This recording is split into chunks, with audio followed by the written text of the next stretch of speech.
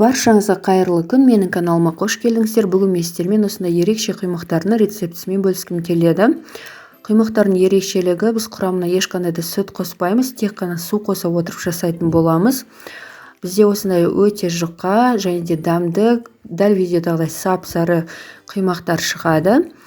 Және де осындай кез келген формаға орасаңыздар да құймақтар бізде сынып кетпейді.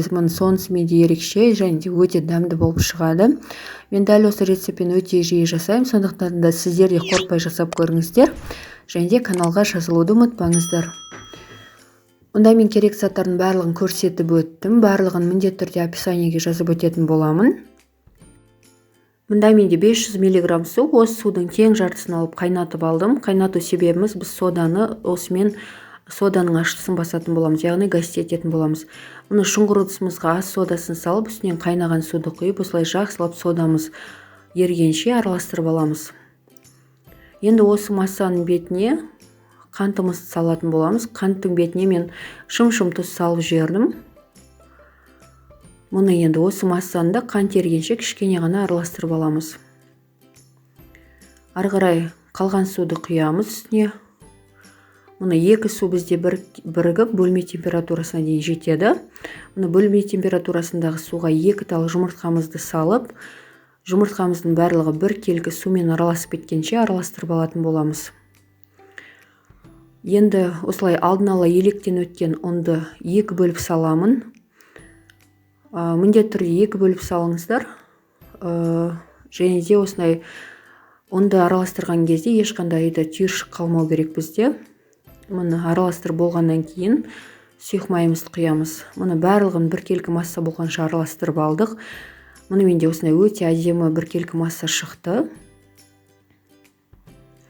Енді осындай құймақ пісіретін ыдысымызды, табамызды отқа қойып қоямыз. Және де бізде таба өте қатты қызу керек. Ол бастысы. Орташа қызған табаға құймақтар құймаңыздар.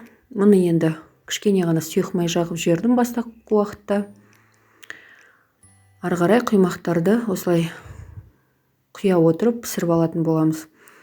Мұны видеода көріп тұрғандарыңыздай құймақтар ешқандай да жабысқан жоқ. Өте керемет болып пісіп жатыр.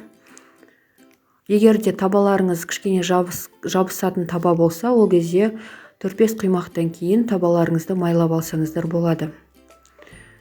Мұны менде осындай өте керемет сап-сары құймақтар пісіп жатыр. Дәл осы рецепт маған өте қатты ұнайды.